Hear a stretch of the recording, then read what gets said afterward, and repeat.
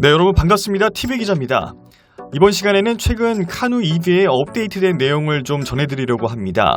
크게 두 가지 소식이 있는데요. 카누 전기차가 미 육군에서 도입을 검토하기 위한 분석 작업에 들어갔다는 내용과 나사에서 카누 EV밴을 셔틀 용도로 활용하기 위해서 추가 검증에 나섰다는 내용입니다. 내용 소개에 앞서서 앞으로도 카누와 관련한 다양한 소식을 받아보길 원하시는 분들은 구독과 좋아요, 알람 설정을 해주시면 감사하겠습니다.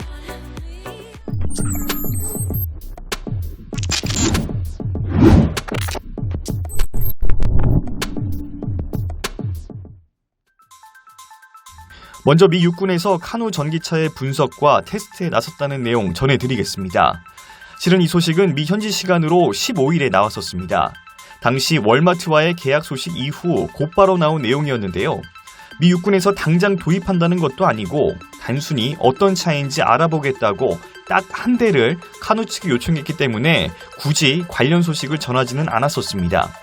그런데 미군이 카누를 어떤 용도로 활용하려는 것인지를 고민하다 보니까 실제로 대규모 도입을 할 수도 있겠다는 예측도 가능해졌습니다. 그래서 왜 미 육군이 카누 전기차에 관심을 보인 건지 저의 주관적인 이유를 몇 가지 들어보겠습니다. 먼저 미국 국적의 전기차 브랜드라는 점을 꼽을 수가 있겠습니다.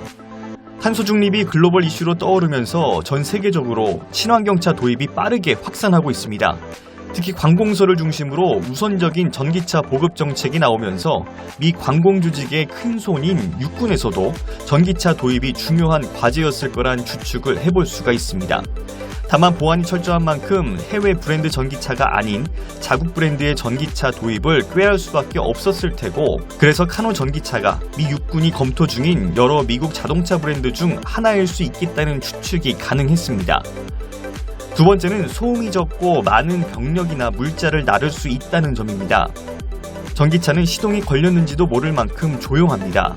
주행 중에도 내연기관차의 엔진음과 같은 소음은 찾아볼 수가 없습니다. 특히 카누밴은 박스 형태로 넓은 공간 활용이 장점입니다. 기도 비닉을 유지한 채 많은 병력을 실어 나를 수 있는 야전 환경에 최적화됐다고 볼 수 있는 중요한 요소인 거죠. 다만 앞서 잠깐 언급했던 것처럼 미군이 성능 검증을 요청한 차량은 카누만이 아니었을 가능성이 높습니다.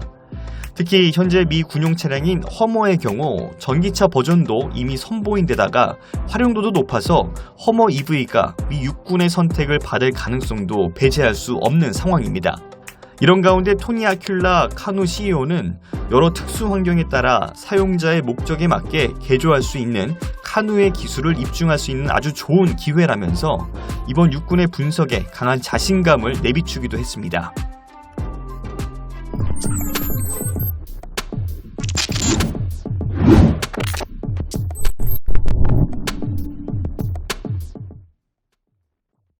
앞서 카누 라이프스타일 밴이 나사 셔틀로 활용될 것이라는 내용을 전해드린 바가 있는데요.